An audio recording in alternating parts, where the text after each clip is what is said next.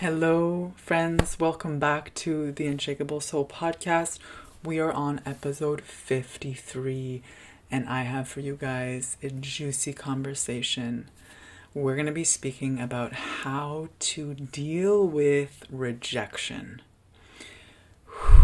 Just saying the word rejection can maybe trigger like oh, right? It could also trigger something like, oh, wow, this feels kind of familiar to me. Okay? It definitely is familiar to me, and this is why I also want to share this topic, because it's something that we will all inevitably go through in life. It's part of life. And when we're able to manage, not the right word, go through rejection with grace and come out of it stronger and more aligned, more connected with what is true and our truest desires and values, then we become unshakable, literally. We start just leading our lives in a different way, really based from love versus fear. So, during our conversation today, or what I want to offer really, are 5 to 6 practices that we can incorporate in our lives as we go through periods and experiences in our lives where we feel rejected, where there's this sensation of, wow, something out there is telling me that I am not good enough, that I am not worthy, yada yada. Okay? And to start reshifting the mindset around and the belief around said situation. Okay? So it's a process, but we're here together right now to kind of unravel the process and seeing how we can restructure the thinking behind a situation that led you to feel that way, that you've been rejected. Okay? So let's dive right into the meat, into the juice. The first thing that's super important to realize is that when you're feeling rejected, there's going to be a body sensation and something coming up for you in the body. So if you're new to my work, I'm very much in the embodied path of awakening.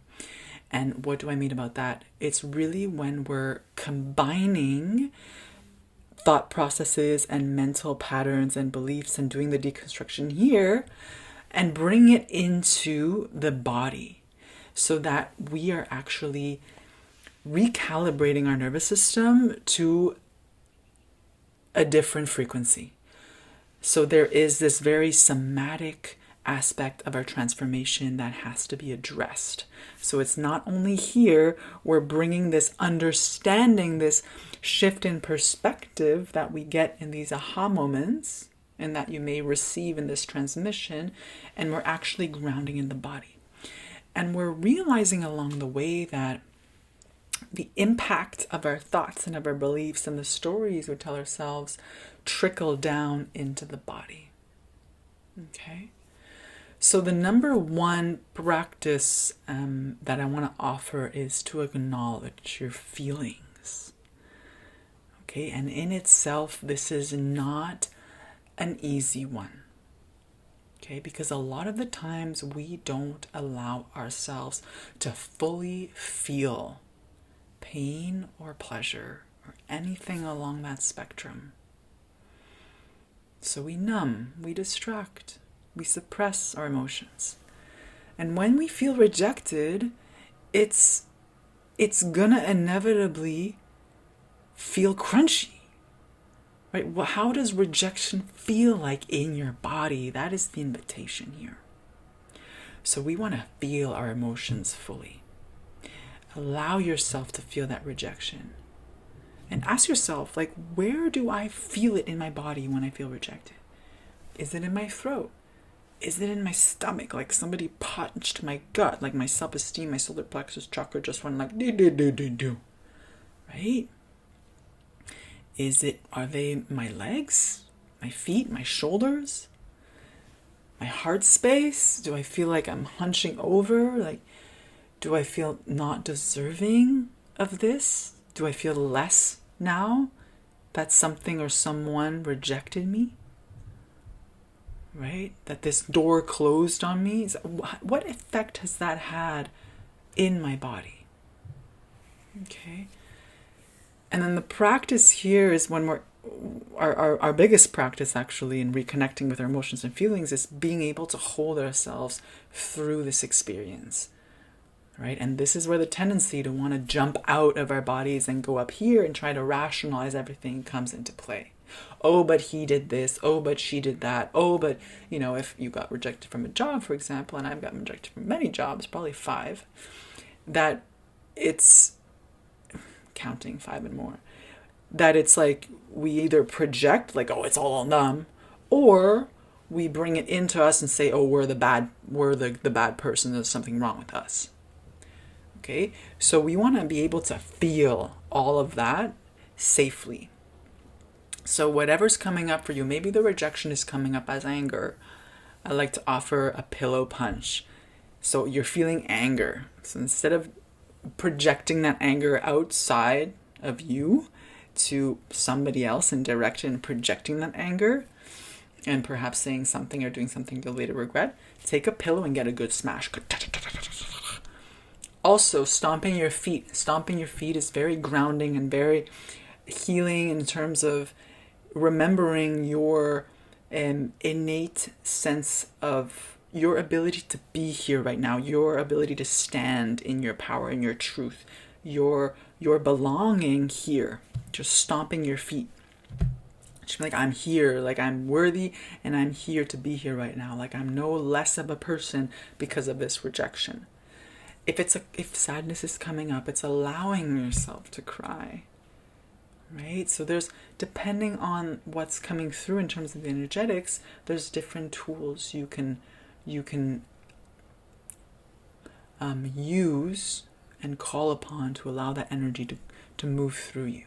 Sounding is a great one. If you feel as though it's in here and you wanted to say something, but you don't really know what you want to say, like just sound through, like ha. When you shake, like I love to just like shake and go like ah.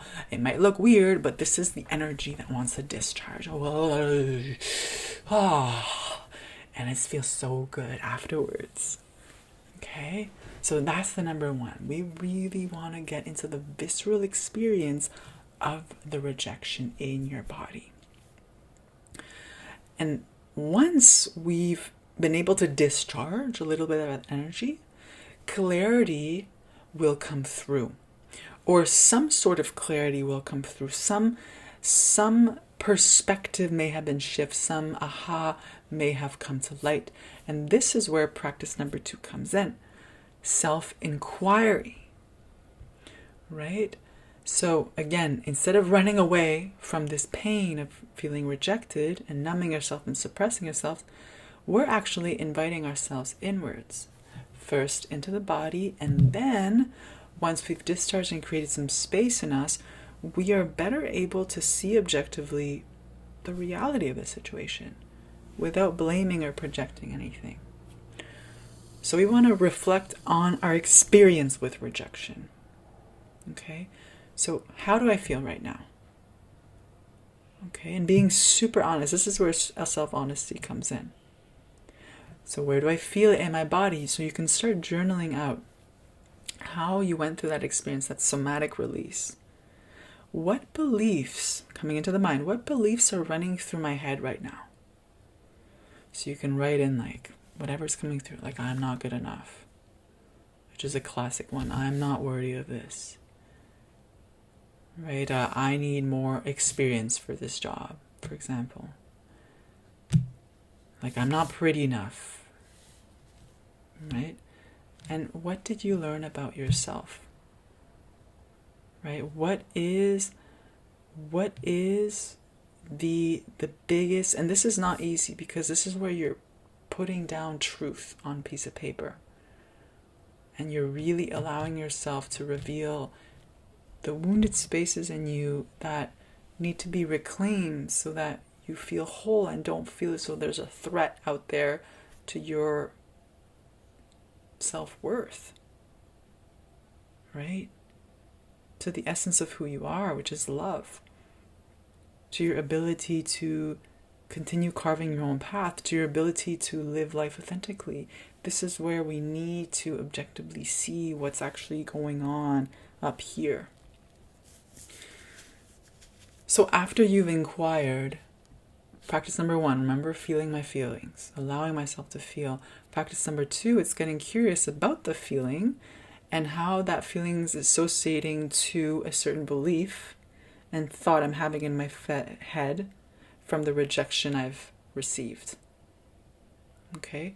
Number 3 is prioritizing self-care. Oh, I can't stress this enough.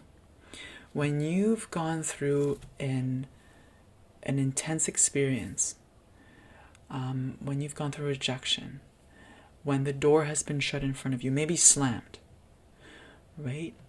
There is a tendency, and I've seen this in myself and a lot of people, a lot of women that I work with, of this shutting down or trying to control everything around you and trying to like push yourself forward, like using that fire energy, but to a detriment of you burning out and exhausting yourself in the moment, in the process, and creating separation and isolating yourself because there's this fire that hasn't been processed in a healthy way, so it lashes out as impatience, irritability, right? And you actually create this kind of persona, or like this, like, I got it all put together, I can do this, I can control everything, because you don't feel safe to be with your own emotions and to be with the reality that what you wanted you didn't get, right? So it's delicate. This is delicate. Or again, as I mentioned, it's either like I'm projecting out there and I'm trying to force and push something out there because I'm mad, I'm angry, there's this suppressed anger about this rejection, so I'm just gonna go out there and continue like kind of act out this lack of self-worth in perhaps an arrogant way, or a blaming or judgmental or critical way. So if you look at the chakra system, the solar plexus here is overactivated, or it's going to be completely depleted, right? An underactive solar plexus, which is basically your center of willpower, self-esteem, self-confidence, and your sense of identity, the fire within you, it'll be depleted because you perceive this rejection as a direct interpretation of who you are as a person. Okay? So this is why self-care is so important, because this nourishment you give yourself is ultimately the biggest act of self-love you can give yourself in these moments. So what does that look like? Engage in activities you enjoy. Gift yourself what you love the most, right? Whether that's a hobby, interest, anything that brings you joy and lightness.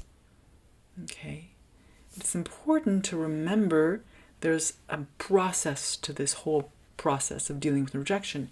Having the first process of it, your emotional, being able to process your emotions and your feelings is so important, right? And then having that discernment of the self-inquiry to see truth and see reality and see what is actually the belief system running the show here is so important to have this process in place to come into the space where you're allowing yourself the self-care you need right now. Because if you bypass any of this, the tendency to want to suppress the emotions and to either swallow them and believe that you're not good enough, or to kind of try and override everything with that overactive solar plexus chakra of like, I'm just going to push and force things and like blame and criticize. Those tendencies are going to come up depending on who you are. Okay? So, step 3 in the process is self-care. Giving yourself nourishing food. Right, practicing just being with yourself. Nature's a great one. Just go out for a walk, take a breather, take space. Give yourself the space and time you need to process what you went through. Okay, taking care of your physical body. Again, notice the tendency you have to either stop to eat or to kind of anxious and stress eat, right? I was an anxious eater until I learned to process my emotions and to go through this process I'm sharing with you. I've experienced a lot of rejection. So this is basically me sharing my own experience. And taking care of your physical body is so important because it brings you back to this self of, well, I have self-agency in how I feel. And nourishing my body with healthy food, with adequate rest, with proper movement, this is the way that I can truly come back to it's not like I have control of my life, so I'm going to force myself to I'm going to control everything I eat and how I move it, because I've been there too, and that's detrimental. But can I come from a place of love and not fear? That is an invitation. When I honor myself and know my self-worth and know that I deserve, that I don't reject myself, that I fully accept myself and all my imperfections and all my strengths and talents, and value myself, I will nourish myself with love. That's the switch. If I don't honor myself or value myself or see my strength, and I'm constantly evaluating myself from the external world, not from the inside out, then I will be at the mercy of everybody else and all my life circumstances. And the self-care I give myself will not come from love. I just won't give myself any. And go in that pattern, as I mentioned, of just trying to overwork, over control, just numb, distract with overwork, burning myself out, or go into depression and say I'm not worthy of anything, low self-esteem, yada yada. So super important to be kind to ourselves during this process. Okay? And when we take care of ourselves, in our body, we realize this is the home I have. This is my vehicle in this lifetime so that I can express myself, so that I can be a force of good and love. And this sense of belonging to yourself comes into place. Okay, so it doesn't matter how many rejections you get out there. It's pointing you back to you. Where have you been rejecting yourself? And it's just bringing you back to, well, how can I feel even more whole within me? And every rejection you get, it brings me back here, back here, back here, back here. Right? And it's confirming to you that you have a voice, you have a space on this earth, you have gifts and talents, and the right people will want to listen to them. And not everybody's going to want to listen to you, and that's okay. You're going to get so good at being your best ally and giving yourself the validation that you need to be able to continue carving your own path. Okay? So that was step 3. Step 3 was prioritizing self-care. So again, doing things you love, doing things that bring you lightness and joy into your mind, body, and heart. Number 4. Remember and reaffirm your worth. This is a really juicy one and arguably perhaps the hardest. But if you go through the steps, then you'll notice it's a natural progression along this process. Because you've expressed your feelings and emotions in a healthy way. You've discharged that energy of feeling rejected. You've practiced self-inquiry, really getting into, okay, what is the belief and the narrative that's going on? And you've prioritized self-care. You've filled your cup back up with what is nourishing for you, with what brings you back into this sacred vessel, which honors the sacred vessel that you're in, this body. Okay. And then you're coming into a space of reaffirming and remembering your innate value and worth. So when you come to this space, you are remembering your strengths. So what I like to do is I like to remember times when I've expressed, or I've been resilient in the face of rejection, in the face of change of direction. I also like to write down my strengths.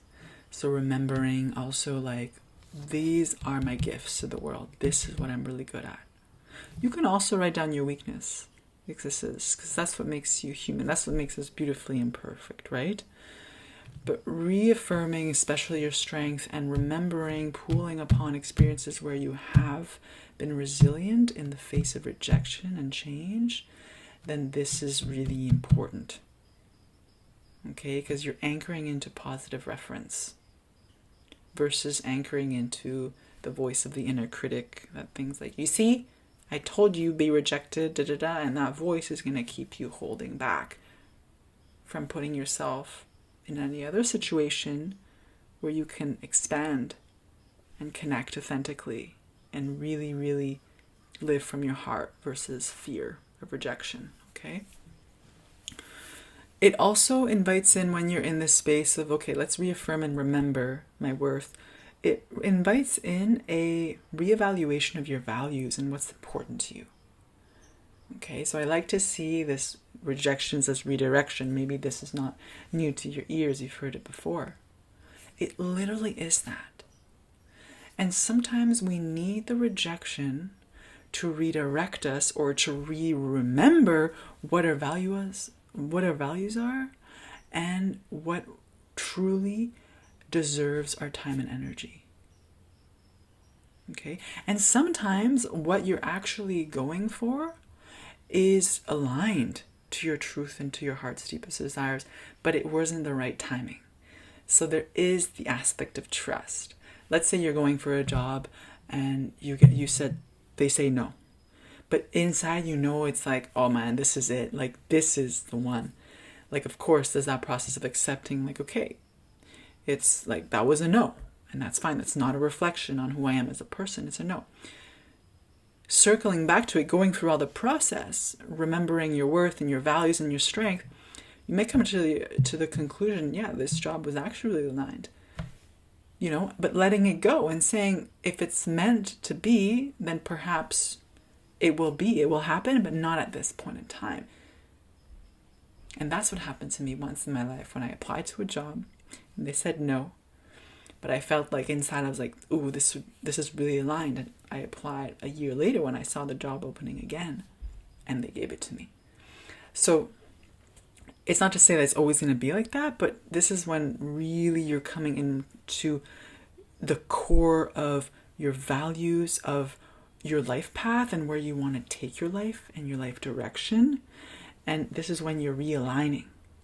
You're realigning, but you first have to remember your innate worth, right? And it's not in how much you do out there, it's who you are. And how do you know who you are? Well, tie it to what brings you joy. Like, what lights you up? What calls you forward? Like, what is it that brings light into your eyes? And tie that into the gifts, into your talents and what you have to share. Okay? So for example, for jobs, if you're being rejected from a job, it's like, well, start to come back to redefining what does my ideal life look like? Like, where do I see myself thriving, in what environments? And what are my gifts that I have to offer that environment? What is my role in this co-creation of said environment? And that can be starting a venture of yourself as an entrepreneur. It can also be feeding into an already organized organization, whether private or governmental or non-governmental. It doesn't matter. You have to also see what is your role, like what do you bring to the table, and be so solid in that. Like, this is what I have to offer, right? And if you don't like it, or there's a better fit out there, and there's somebody else that you've chosen, like, that's great. I'm happy for you. It doesn't mean that, like, you are less of, or less human than, or less than said person they chose. Whatever it is they choose. Whether it's a partnership, their job, because I'm mentioning those because those are generally where we feel rejected, from a person that rejected us, relationship, or another type of partnership, whether that's business partnership, or you're going for your career. So what really I want to like hammer home here is, in essence, like, the biggest rejection is not the one that you're going to receive from out there. It's the one you're going to receive from in here.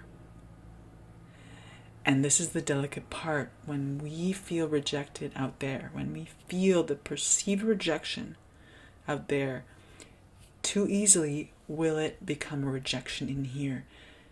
So this is why this process can help us mitigate the risk of us rejecting ourselves, which is the worst kind of rejection. Because whenever we reject ourselves, we reject everybody else around us. It's a mirror, right? There's constantly this mirroring that's happening.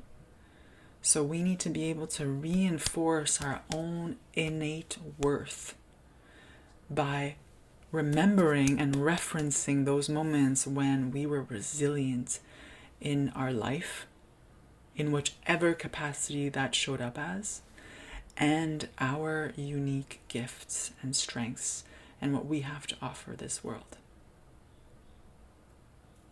Okay? So, reminding yourself of your achievements in this step number 4, remembering and reaffirming your worth, is so important. When you experience this moment of like, wow, I'm so proud of myself, in whatever experience you had in the world, write that down. Make it visual. The reason I'm saying write it, because you want that to be visual. You don't only want it to be stuck in here. For a lot of us, we're leading our lives from here. We want to be able to remember and to see it.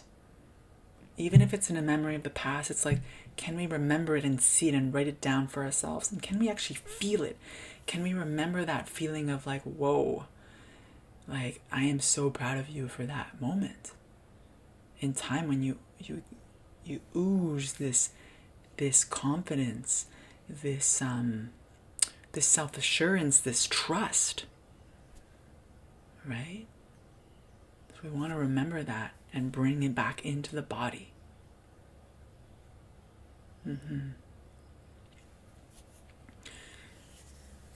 All right, so redefining what you want, just tying the last piece in this step number 4 of remembering and reaffirming your worth, is redefining what you want.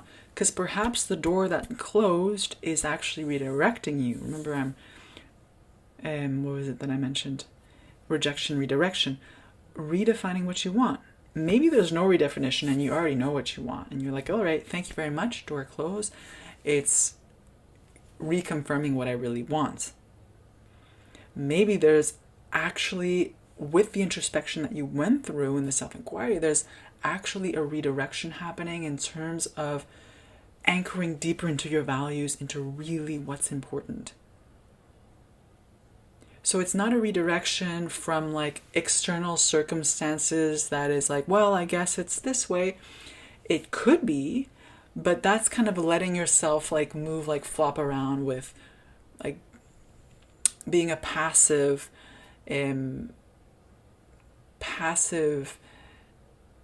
player in where life's taking you.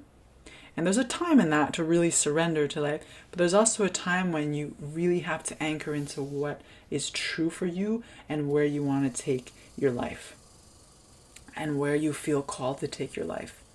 So these rejections, these doors closing, are automatically opening another door. And you're the one that gets to decide and co-create here. Right? So this is when you're like, well, what is this door? And really defining what that door opening looks and feels like.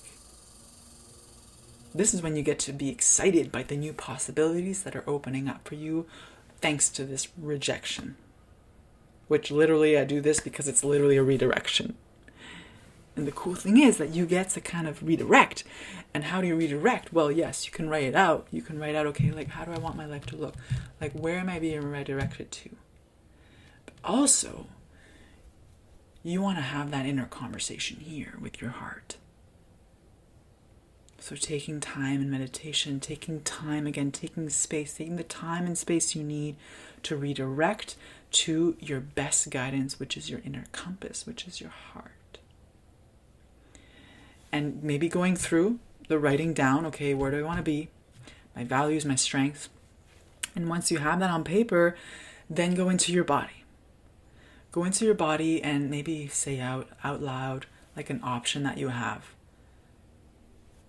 Let's say the redirection is you moving abroad. Maybe it's changing careers. Maybe it's changing relationships. Maybe it's a new belief system. Maybe it's a new thought that you want to anchor into your body. Just speak it out loud and see how that resonates here. And whatever resistance you feel into it, breathe into it. Notice what is kind of like feeling, what feels exciting in your body, what feels like it's kind of expanding you. And there's a discerning part here, because when you're expanding, there's going to be a contraction. Because your nervous system's kind of like nervous and not sure of what's the expansion. It doesn't feel safe, right? So you have to start feeling in and allowing yourself to expand and hold yourself through that expansion and noticing how that feels like in your body, right? So it's like, man, I'm moving to Bali. And like your smile lights up and you're like, and you're breathing, you're feeling some tingling. And for some, it could feel like this is actually a nervous panic attack. But actually it's your body expanding. So this is when we need to start discerning whether it's your body saying no, or it's your body saying yes, but it's not yet prepared to hold the expansion. So this is a fun place to dabble into. Okay. And again, if you're at all interested in really leaning into creating a life that feels authentic and fulfilling, and where you're not being swayed by other people's opinions of what you should and shouldn't do, basically, aka you deal with life's rejections like a pro, then I'll invite you to come into my space, because this is literally what the experiences I create are all about. It's you getting so comfortable with your direction, with your purpose, with your gifts, with your authenticity, that no matter what happens on the outside, you are good with you on the inside. Okay? So I have my group program coming up, Phoenix Rising. I'm looking for 6 courageous women. If you're interested at all in really self-transformation work and to stop rejecting yourself, I'm taking you guys through a 3-month process, starting in April, ending in June. And this is really going to be a program curated exactly for the woman that has been self-sabotaging herself, people-pleasing. She feels exhausted, burnt out. She's very empathetic, creative, but feels a bit ungrounded and very overwhelmed and anxious. So if this sounds like you and you want to be part of the beta launch, then I'll invite you to reach out to me. Everything will be in the description of this video, and then we can chat. Or else there's always one-on-one mentorship that I offer if you feel like you want to do more of a one-on-one. All right. Now, back to this thematic. Number 4, just recapping before I go to the last one. First one, acknowledging your feelings, moving that emotion through your body. Number 2, practice self-inquiry. What is coming through? What is the story that's coming through about said experience that is happening to me? Also, what is coming through my body? This is when we're starting to get curious to be like, okay, when I feel rejected, this shows up in my body, which is informing you of the energy that is circulating and where it's blocked. Okay. Number 3 is prioritizing self-care. I can't emphasize this enough. Eat properly, get out in nature, stay unplugged, take space for yourself. right? Clear your calendar. Allow yourself this time to process what's happening, right? Creating that sense of belonging to yourself, and by nurturing yourself with love and care. Number 4 is remembering and reaffirming your worth. Okay, so writing down your strengths, writing down your values. Where is this rejecting reorienting you to? Right, so really anchoring to the direction that you want your life to take, to what is important to you right now. And remembering that your worth is not in what you do, it's in who you are. Who you are, how you make people feel. And first, you have to feel that for yourself.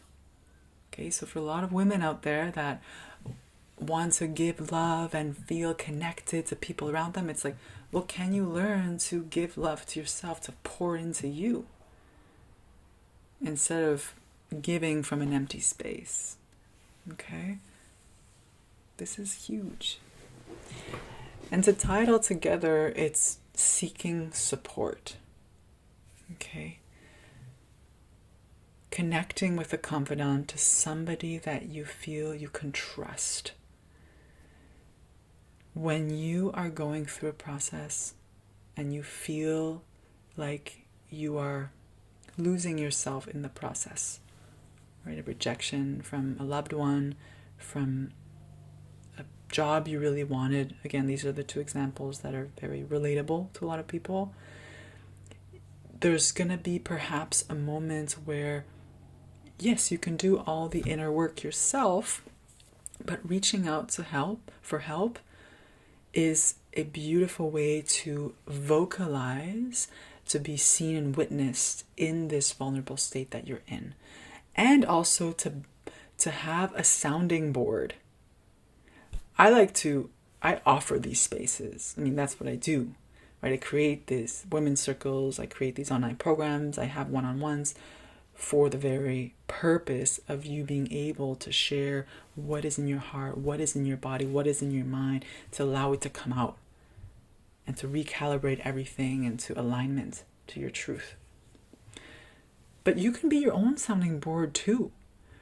You can allow nature to be your own sounding board too, if you feel that you don't have this one person or this community of people that you feel comfortable sharing with, right?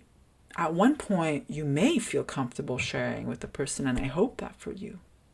But for now, perhaps it's an animal. It's a tree. What is that space that you can feel comfortable crying, sharing your truth, vocalizing? Like, it doesn't always need to be a person. Right? And I'm saying that because at the beginning of my healing journey, I would go to that one tree that's around the neighborhood here, and I would give her everything. Like, I'd cry, I'd wail, I'd rest there, I'd ground myself. Everything would happen there, right? And slowly but surely, I realized, well, yeah, I'm opening up to being vulnerable with how I'm feeling. I'm allowing this to move through me. I'm being witnessed by the universe, the stars, the moon, the tree. I feel held by her. Connecting to earth is so important. And then there's the next step of being seen by another. Being seen, being witnessed. It's healing in itself. When you allow yourself to be seen and witnessed, it creates more intimacy and connection. And it literally can have this mirror effect of truth coming out. And that person doesn't need to say anything. It's just giving yourself the opportunity to be seen in the full range of your emotions is healing in itself. Maybe you've already experienced this, maybe you haven't. And that's okay. Here's the invitation. It's having the courage to be seen. Right? Having the courage to be witnessed. So that can be with a friend, a coach, a mentor, a teacher, somebody you respect and you trust. Right? I always recommend somebody to have this one person. And again, this person could also be an animal, a tree. But at the end, ideally, you get to a space where you feel comfortable enough to at least share everything that's on your heart with a person. And it's not to say that you need that person as a crutch forever. It just means that they are there. You know that you are supported. You know that you have support. Because we can have our own practices, and that's also what I teach. You have your own sadhana, your practice, so that you can resource yourself and come back into this space of wholeness and love and oneness within you. And know that you also have external resources there. Because at the end, we're not in this together. We're not meant to walk this path of healing and self-transformation and self-realization alone. This is something that become really clear for me. And the act of reaching out for support for some people can be easy, for some can be a bit harder. So you feel into, for you, where are you in your journey? Do you feel more comfortable speaking to an animal or to Mother Nature, to a tree? Or do you feel more comfortable speaking to this one person? Or do you feel comfortable going into a women's circle and being like, okay, I'm open, I really want to connect? Whatever you are is perfect. Just honor that place. And will you allow yourself to be seen? Will you allow yourself to share what is real and raw for you? In the moments where you feel rejected, and also in the moments when you feel like you're fully claiming your power. When you're saying yes to you, when you're saying yes to life, when you're no longer resisting life.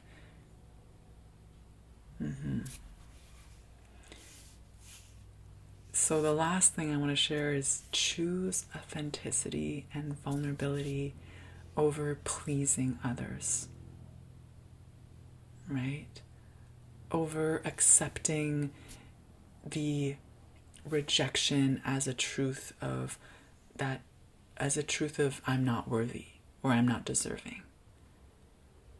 Right? Choose authenticity and vulnerability over people pleasing or trying to morph yourself into this mold that you think you need to be, or this person you think you need to be in order to not be rejected. Right? The opposite of rejection is self-acceptance. And remember that rejection to redirection is redirecting us back to this authentic truth, to the truth of who you are, which is love. And then where is love guiding you? Where is love guiding you? Where is that redirection coming from here, from love, instead of the fear of not being loved? Right? But we all just want to be loved and we want to belong somewhere. But can you belong to you first? Can you love you first? And when you move through life from this space, you notice that these doors closing is just a redirection, and this is the flow and the dance of life. Right? It's bringing you back and back and back in more and more and more in alignment with your truth and what you really truly desire. And for that, we need to go through this process. Staying connected to your emotions, connected to your body, your emotions, messengers of your soul, always guiding you, realigning you, informing you of places where there's still a wounded, there's still something that needs to be released. Right? Self-inquiry, being there with your thoughts, with your stories, and being there with the beliefs, and being there loving yourself with so much love and holding yourself through that process of seeing truth out on paper. Offering yourself the nourishment that you need. Right? Remembering your worth, your innate belongingness on earth. You have a purpose here. Remembering your gifts. And then seeking the support necessary.